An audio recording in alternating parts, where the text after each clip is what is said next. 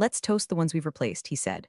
Right there in front of the bank, the board, the new bloods, and the god-forsaken shrimp cocktail tower, he actually said it. And everyone laughed like it was charming, like it wasn't a ticking time bomb tied to a $150 million deal. I watched the ice melt in my water glass and smiled like a good little dinosaur. That's what they called me now. Den Mother, the relic, the paperwork priestess. Thought I was too old to innovate and too polite to retaliate. But what they never figured out was that I didn't stay quiet because I was weak. I stayed quiet because I was watching and waiting. Hey, quick thing, if you're already 3 sips into this story, do me a favor. Hit that subscribe button and toss us a like. 90% of you look like my HR department during layoffs, and honestly, it keeps this whole messy magic alive. All right, back to the fire. 6 months ago, I was the contracts and risk manager everyone came to first when something smelled off. I knew every clause, every subclause, every signature page that ever caused a CFO to break into hives. My initials were on the original vendor forms from back when we could barely make payroll. I once caught a phrasing error that saved us from a six-figure lawsuit. Back then, they'd clap me on the back like I was some kind of magician in orthopedic pumps. Then came Rick, our new CEO. Rick with the shoulder tan and leadership quotes from bumper stickers. Rick who looked at a compliance dashboard like it was a magic 8 ball. He arrived with the energy of a guy who hadn't read a contract in his life but had a solid gut feeling about how things should be. Within a week, he reorganized my department into something called proactive integrity, which is corporate for we don't know what we're doing, but it sounds good in a deck. He replaced 3 of my best analysts with a former lacrosse coach, his buddy from business school, and a guy named Travis who once sold reverse mortgages on TikTok. I'm not joking. Travis wore sneakers to client meetings and kept saying things like just vibes when asked about missing documentation. And guess who was asked to train Travis? Yours truly. Nothing says we value your institutional knowledge like asking you to teach the man who thinks DocuSign is a dating app. At first, I tried. I documented everything. I flagged issues. I emailed polite reminders about Clause 9.4 and Risk Signatory Protocol. I even bought them donuts. But after Rick spilled espresso on a master agreement and laughed it off, papers for old people, den mother, I stopped trying to fix things. I started archiving. I kept my daily logs. Not in the system, mind you, they locked me out of that. Said it was part of the streamlining, but I had backups. Dates, times, versions. I saw the bank's term sheet come through with language that made my palms sweat. A clause that tied verbal statements during the funding execution window to operational intent. One wrong word, even joking, and the covenant could be flagged. I brought it up once. Rick said, Jesus, Denise, no one reads that clause crap but lawyers who live with their cats. That's when I knew. I wasn't training Travis, I was training my replacement. I wasn't on the team, I was the cautionary tale. Look what happens when you get too comfortable, so I got uncomfortable in silence. I printed things, I timestamped messages. I took screenshots. When I couldn't get into systems, I asked others to send me files for mentorship review. They did, bless their chaotic little hearts. And I built a quiet paper trail so thick it could suffocate a small animal. Then they stopped inviting me to meetings. HR called it a professional realignment. My name was dropped from the funding execution schedule. No hard feelings, den mother, Rick grinned during the last planning call. We just need people who can move fast. And yet, they still let me come to the celebratory dinner. Probably thought it would be funny. Living relic at the table while they toasted the next era.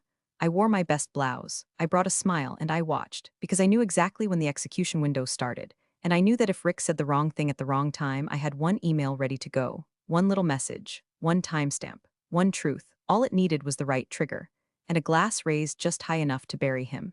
The email came on a Wednesday, sandwiched between a phishing awareness memo and an all-hands invite with a DJ emoji in the subject line. Team Reorg, Path to Agile Excellence. God help us all. The memo read like it was written by a caffeine-drunk intern who just discovered corporate buzzwords. Buried 3 paragraphs down was the real kicker. To optimize cross-functional synergy, contracts and risk sign-off responsibilities will now be shared across the strategic execution pod. That pod was 3 people. Travis, he of the TikTok mortgages. Mia, a rebranded office admin who once asked if net revenue was the same as leftover money. And Vince, who thought compliance was a department in HR that ordered posters for the break room. My name was nowhere. No mention of the woman who'd written the original sign-off matrix. No mention of the person who used to stay till 9 p.m. comparing red lines from 3 law firms because the CTO was afraid of indemnity language. They didn't even CC me on the implementation threads. I only found out because Mia accidentally forwarded me a Slack export meant for the modernization squad. It included a meme of a skeleton sitting at a desk with the caption, "When Denise explains clause structure." Charming. By Friday, I couldn't log into our contract database. My access card still opened the front door, bless their mercy, but not the secure archives. I got an apologetic message from IT. Hey Denise, just following the new access controls. Let me know if you need help onboarding on a Trello. Smiling face with smiling eyes Trello. They replaced our contract lifecycle management system with Trello. I've seen toddlers organize Play-Doh more securely. Rick, ever the walking smirk, called it streamlining compliance. Said legacy systems like ours created friction. What he meant was, it made it harder to fake it. The new team didn't know friction from fraud, and frankly, they didn't care. Mia thought NDA stood for New Deal Agreement and once uploaded a contract PDF to Canva to make it prettier. Travis started sending unsigned drafts directly to vendors. I stopped sleeping through the night. Then came the disbursement file from the bank. It landed in a shared folder during a pre-funding scramble. I wasn't supposed to see it, but again, Mia sent it to the wrong group. I opened it. 48 pages, 3 appendices, and the kind of conditional language that would give any real compliance officer night terrors. Clause 9.4. Any oral or written representations made by executive leadership during the disbursement execution window shall be treated as indicative of operational intent and subject to covenant compliance review. That sentence hit me like a brick to the chest.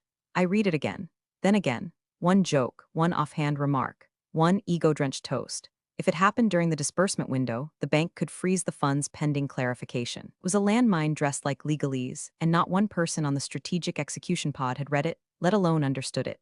I didn't scream. I didn't march into Rick's office waving the clause around like a lunatic. That would have been suicide. They'd already branded me as overcautious. Den mother, remember? Always worrying about gotchas and what-ifs. Rick liked to say, you can't grow if you're scared of falling. I once muttered. You can't fall if you've already jumped off a cliff with a blindfold on, but no one laughed. So I smiled, and I started downloading. Old copies, final versions, signed amendments, timestamped messages. I organized a private archive, secure, local, encrypted.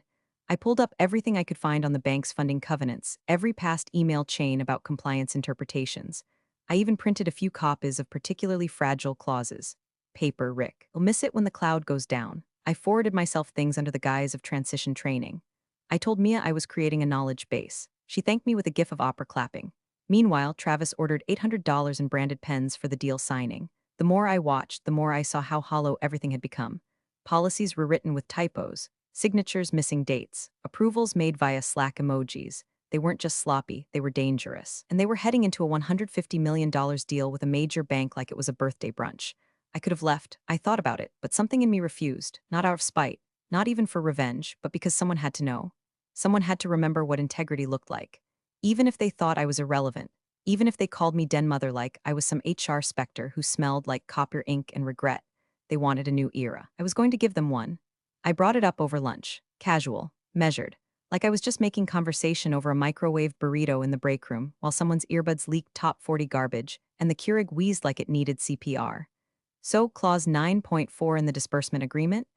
I said to Travis, who was slouched across from me, drinking a protein shake that smelled like regret and chalk. There's language in there about verbal representation during the execution window. If someone says the wrong thing during that time, the bank could technically interpret it as binding. He blinked, twice. Then he smiled like I'd just explained the concept of electricity to a sandwich. Denise, he said, pausing to flex his jaw, which I swear he thinks helps his credibility. No one reads that clause crap. It's just legal noise.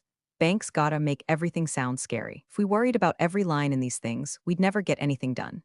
I felt my eyelid twitch. Before I could respond, Mia burst in holding a glass of Merlot like we were in a Napa vineyard and not the 10th floor of a mid-tier corporate office.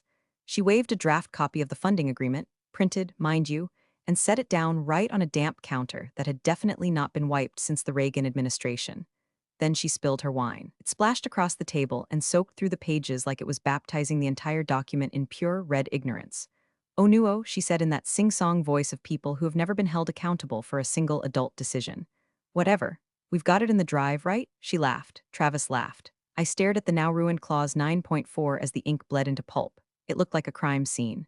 "Fitting. Lighten up, Denise," Mia said. "It's not like we're mailing this to the Queen." She meant it as a joke, I think. That afternoon, I got a calendar invite from HR titled Mentorship Opportunities, Building the Next Gen Team. I'd been in this game long enough to know what it really meant. You're being sunsetted. Mentorship was corporate hospice care. They wanted me to swaddle the children before they wheeled me into the broom closet and quietly erased my login credentials. The meeting was led by Trisha, our HR director and chief dispenser of passive-aggressive wisdom. She wore her usual expression of tight-lipped sympathy, like she was trying to sell me a coffin with a view. "Denise, your experience is so valuable. We really think you can nurture this new team into a place of confidence and independence." I bit my cheek, I smiled, I nodded like a Stepford ghost. She kept saying words like guidance and support and succession. She mentioned a timeline. I mentally noted the phrasing. Vague, noncommittal. They didn't want me to quit, they wanted me to disappear slowly enough that I wouldn't sue. I walked out of HR's little padded dream world and back to my desk, where my email inbox now featured an enthusiastic message from Travis titled, "Can you sign off on this contract before lunch?" Smiling face with smiling eyes attached was a Google Doc, with 5 different untracked versions. No metadata, no counterparty initials, and a signature block that just said approved by the team. My mouse hovered over the reply button for a full 5 seconds, then I closed the window. That's when I knew no more corrections, no more warnings, no more saving them from themselves. I made a new folder on my personal drive. I named it Frosting because if anyone ever saw it, they'd think it was about cakes or birthdays. Inside, I started archiving everything. Emails, contract drafts, Slack messages, screenshots of edits, file timestamps, you name it. Every time Travis changed language in a file, I saved both versions. Every time Mia forwarded something to the wrong vendor, I logged it. I began copying the metadata of key files and quietly noting the modification history. I didn't raise a fuss. I didn't push back. I just watched and saved. There's a certain kind of power in being the only one who remembers how things used to be done correctly. It's not flashy. It's not loud, but it's real. And when the flashy, loud people start crashing into each other like drunk bumper cars, that quiet memory becomes lethal. The next week, the CEO held an all-hands meeting about the upcoming funding dinner, called it a celebration of evolution, said we were entering a new chapter defined by boldness, disruption, and speed. I stood in the back of the room, arms folded, watching him talk like he was auditioning for commercial selling overpriced bourbon. People cheered. Someone popped a bottle of Prosecco. Mia cried.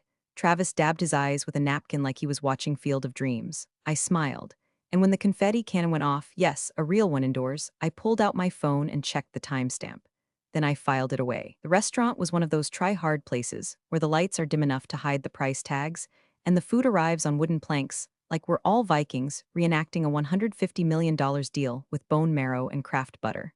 Rick picked it, of course. Said it was where real closers eat.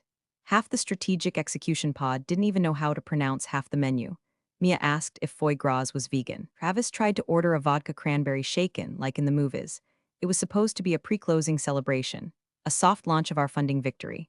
The bank's disbursement team was prepping for the transfer, and Rick, armed with what I can only describe as pathological optimism, called it the victory lap before the tape breaks.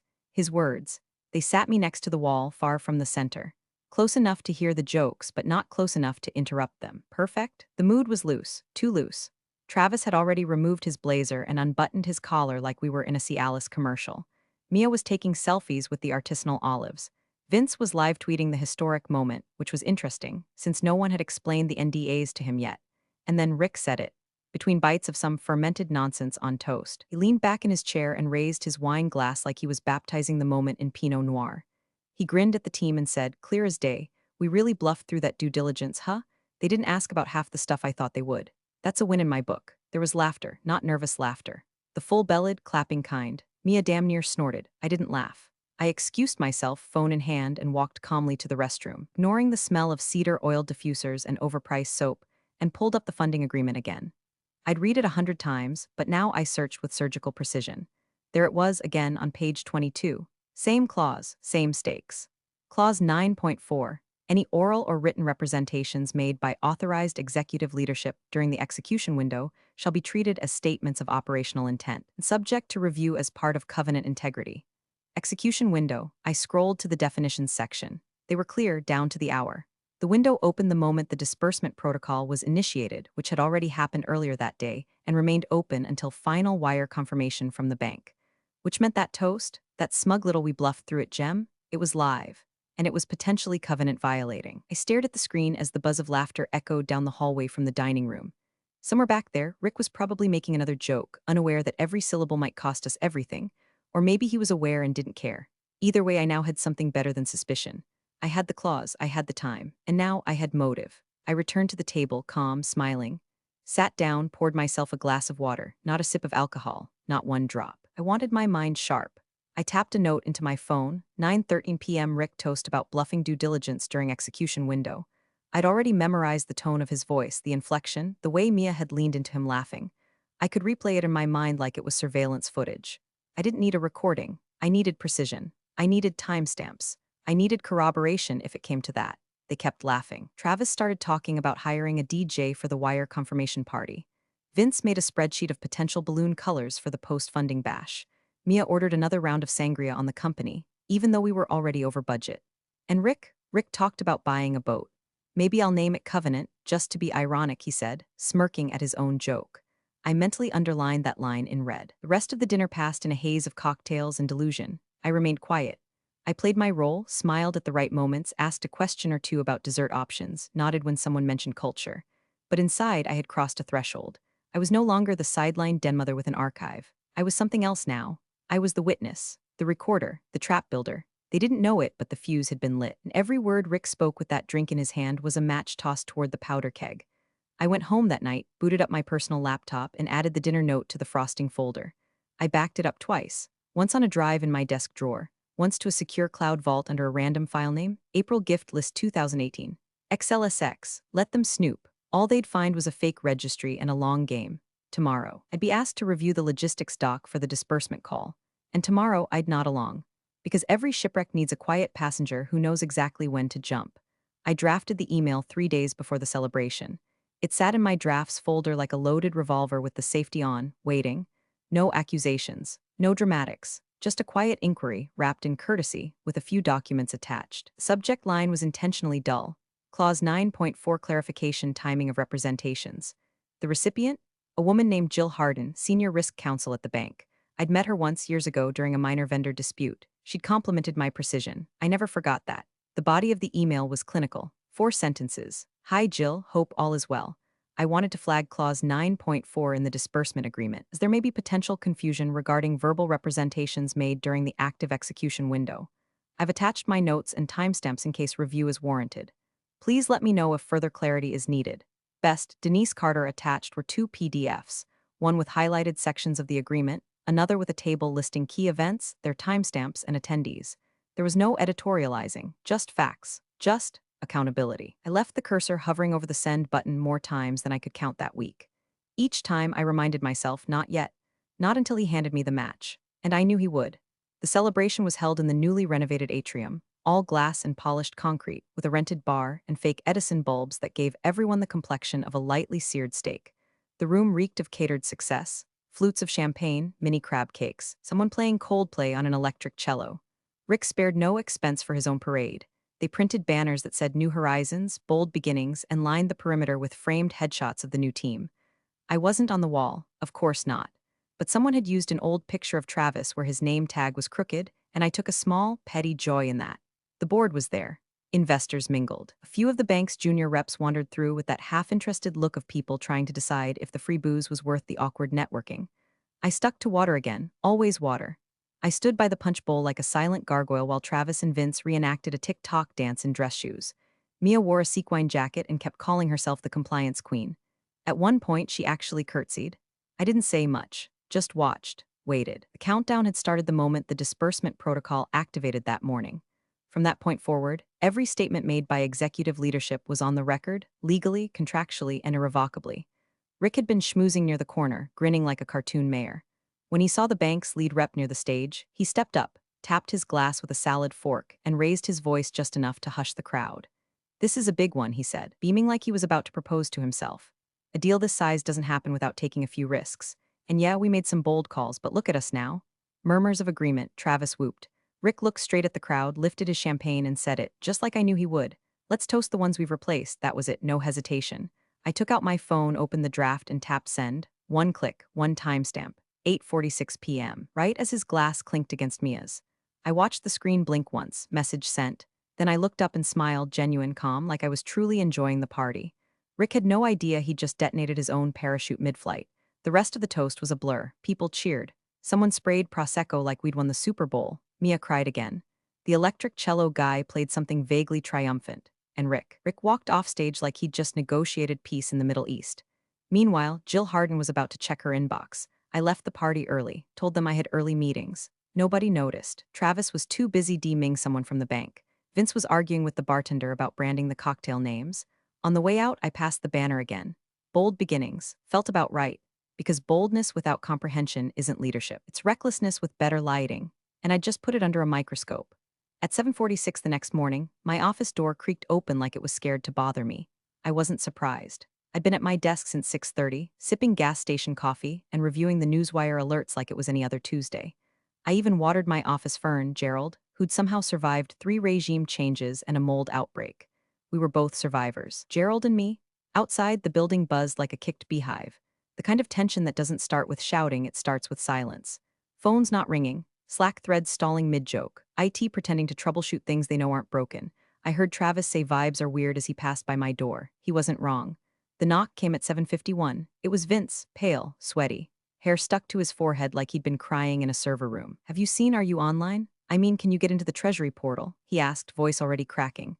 I didn't blink, I haven't tried. "They're locked out," he whispered as if the walls had ears. "Rick's freaking out. He thinks someone hacked our credentials." Of course he did.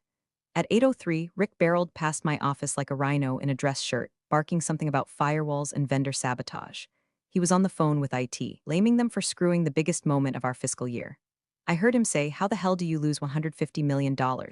Like the money had slipped between couch cushions. I logged in, slowly, calmly. Treasury portal locked. Then, right on schedule, came the email. From internal counsel at Bank Secure Com to CFO at our company Com, subject, urgent. Clause 9.4 disbursement hold pending clarification, dear CFO name. You're currently reviewing a potential issue related to Clause 9.4 of the disbursement agreement. As part of our standard risk protocol, funds have been temporarily frozen while we assess possible covenant misrepresentation during the execution window. Specifically, we are requesting a timestamped log or recording of any executive statements made during the window between 4:00 p.m. and 10:00 p.m. yesterday evening. Please provide written confirmation of all public or internal remarks issued during that period by authorized leadership. Regards, Bank Risk and Compliance Counsel. I could almost hear the blood drain from the CFO's face as he read it. He was a quiet man, meticulous, the kind who corrected grammar in internal memos and kept extra copies of everything in a fireproof box under his desk. The idea that a toast, might void the entire deal. That would be his nightmare, and it was unfolding in real time. At 8:17, I saw the CFO pass Rick a printed copy of the email. Rick naturally scoffed. "This is overkill," I heard him say. "Clause 9.4 is lawyer nonsense. They can't actually freeze funds because of a joke." But his voice cracked at the end of the sentence. "Get legal on the phone," he snapped. "And where the hell is Denise? She's the only one who reads this crap." I almost laughed. I was in my office the entire time, door open. No one thought to knock. By 8:30, Treasury sent out a company-wide alert, temporary issue accessing disbursement systems. Our teams are investigating. No mention of the bank, no mention of clause violations, just vague chaos in corporate wrapping. Meanwhile, my inbox stayed silent. Jill hadn't responded, not yet, but she didn't need to. The reaction was enough. The funds were frozen. The fuse was burning. HR tiptoed down the hallway. I heard whispered fragments, contractual language, internal audit, timeline alignment. The same office that had practically forgotten I existed now suddenly felt my absence like a missing stare. I opened my frosting folder. Organized, dated, annotated. I double-checked the timestamp on my sent email, 8:46 p.m. I'd even geotagged it. The email was sent from the exact location of the funding celebration. Same IP as the Atrium Wi-Fi. Same network they all used to upload photos of crab cakes and company hashtags. There was no room for spin. At 9:00 a.m. sharp, Rick stood in the center of the executive floor, arms crossed, jaw clenched, surrounded by legal, HR, and a visibly nauseous Vince. "We need to confirm what was said. When? And by whom?" the CFO announced. Someone muttered, "What even is Clause 9.4? I sipped my coffee and said nothing. At 10:07 a.m., the emergency meeting invite hit our inboxes like a defibrillator to the spine. Subject, urgent exec attendance required, disbursement issue location, conference room /Zoom link attached time, 10:15 a.m. sharp, no agenda, no context. Just panic dressed up in bold font and corporate silence. I walked in exactly at 10:14. Not early, not late. Rick was already pacing near the window like a man trying to outrun his own reflection. His shirt was untucked, and for the first time since he took the throne, he wasn't smiling. Travis sat stiff as plywood in a swivel chair, cheeks blotchy, scrolling through Slack like maybe he could meme his way out of this.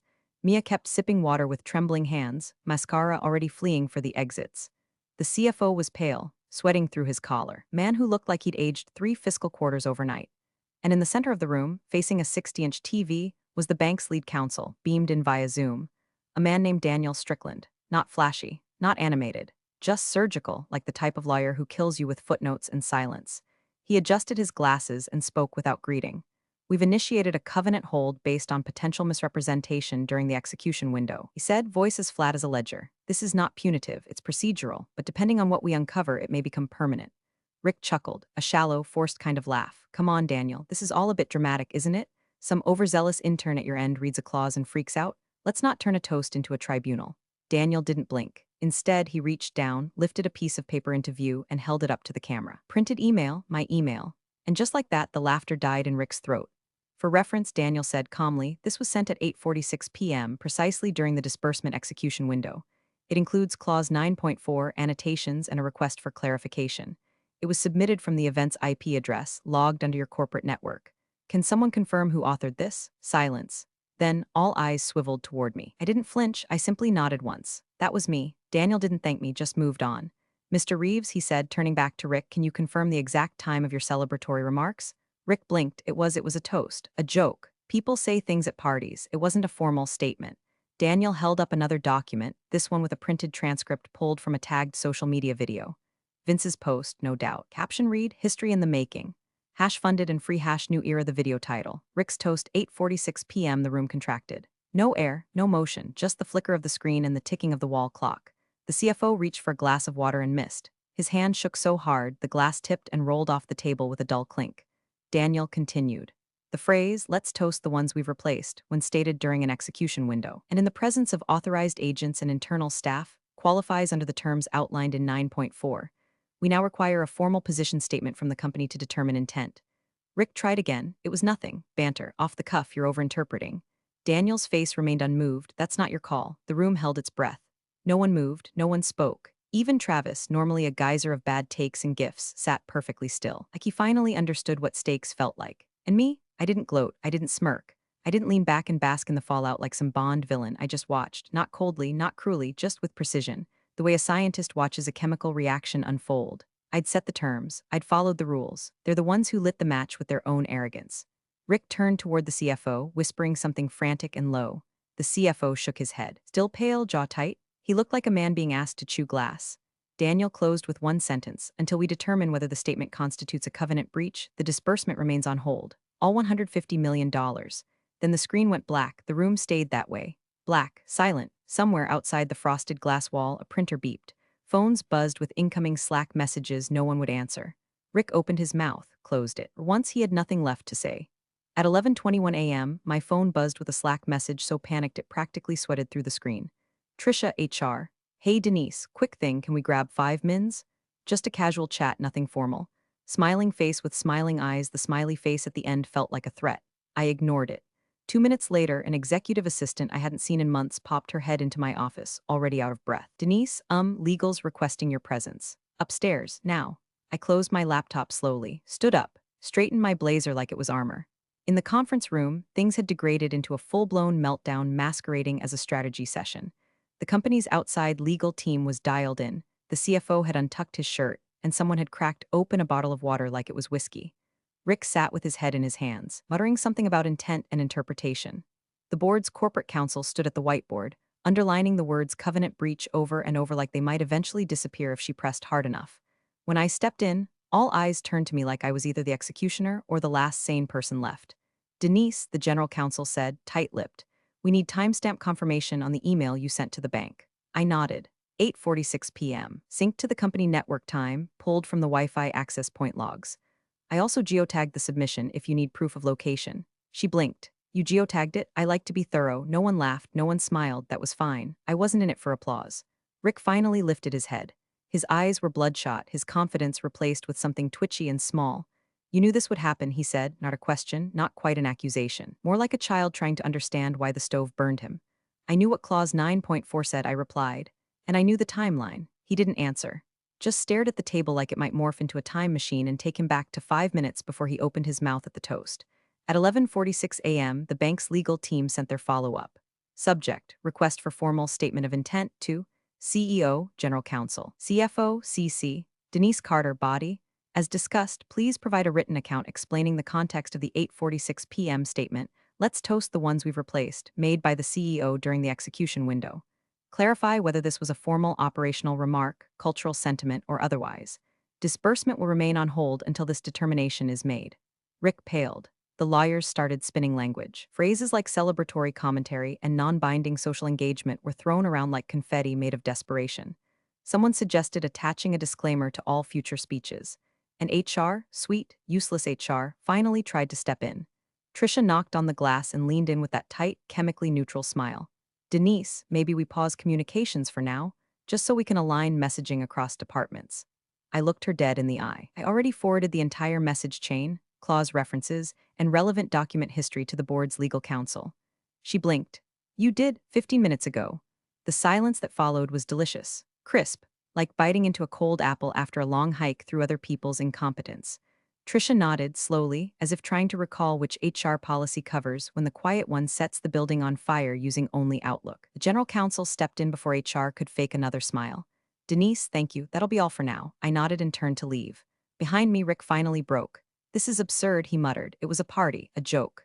The CFO, still holding the printed email from the bank, whispered, it doesn't matter if it was a joke. They're not looking at tone, they're looking at timing. The tension in the room turned syrup thick. No one dared breathe too loud. Every click of a laptop key sounded like a gavel. Outside the room, I passed by Mia, hunched over her desk, frantically deleting social media posts. Travis was pacing, murmuring to himself, maybe it's not too late for crypto. And I returned to my office, sat down, opened my frosting folder, and quietly added one more file, event log correspondence board review PDF, uploaded 12:04 p.m. I wasn't done yet, but the trap had teeth now, and the only way out was through the glass Rick had raised. At 2:07 p.m., the boardroom lights dimmed, not by design, just the kind of architectural hiccup that happens when tension crosses into biblical. The blinds were half shut against the glare, but it didn't matter. No one was looking outside. The only thing that mattered now was the voice on the screen.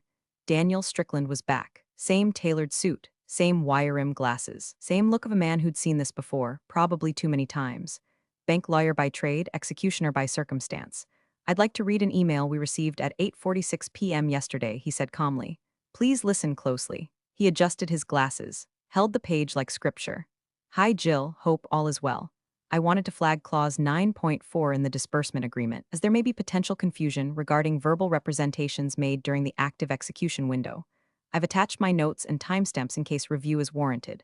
Please let me know if further clarity is needed. Best, Denise Carter silence. You could have heard Travis's hair gel melt. Rick was frozen in place, arms crossed so tight his shirt buttons were working overtime.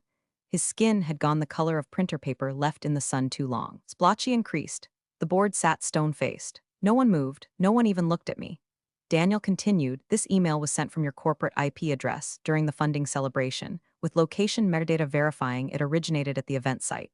It references clause 9.4, which, per the agreement, governs the integrity of any operational statements made during the execution window. He paused. Then we need to confirm the timestamp of Mr. Reeves' remark. Let's toast the ones we've replaced.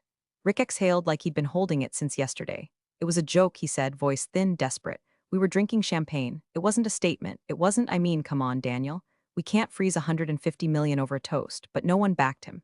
Because now the bank wasn't asking for feelings. They were asking for facts, and they already had them. The CFO, still holding the printed chain of emails like it might electrocute him, whispered without looking up, that doesn't matter. Not with that clause. Not during the funding window. The legal counsel cleared her throat. Quiet. Surgical. Per the contract, she said, intent is irrelevant. If a remark is made by an authorized executive during the active window and can be reasonably interpreted as indicative of strategic policy or internal restructuring, qualifies, and the bank is well within its rights to initiate a hold pending review. Rick looked at her like she'd just translated his obituary. But I didn't mean it. No one answered. The board chair leaned forward, elbows on the table. So, what exactly did you say? Rick swallowed hard. I said, he closed his eyes. I said, let's toast the ones we've replaced. No one spoke. Daniel nodded on screen. Confirmed. That matches the video caption, the IP log, and the time Denise Carter's email was received. He folded his hands. We consider that a material representation of leadership transition during the covenant window. Unless your legal team wishes to dispute the interpretation in writing, funds will remain frozen. Disbursement will not proceed. The CFO's hands were trembling now. He turned his face away, blinking too fast. Someone cursed under their breath. Probably Vince. Rick slumped back in his chair like a puppet with the strings cut. For the first time since he stepped foot in this company, he had nothing clever left to say. No buzzwords, no motivational slogans, just the crumbling weight of $150 million evaporating in real time. The board slowly turned their gaze, not at Rick, not at each other, but toward legal. And me?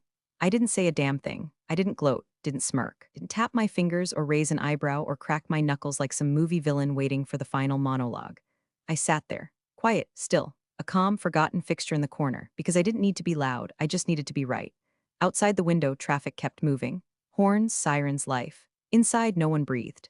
Rick's champagne flute, half full, untouched, still sat on the corner of the table, casting a pale reflection in the polished wood. No one dared reach for it, because everyone knew that glass was now worth $150 million. And the woman they tried to replace? She was the only one who knew exactly what time it was. Appreciate you sticking around, you legends of the break room. Subscribe for more chaos. Let's make your old managers spill their coffee in fear.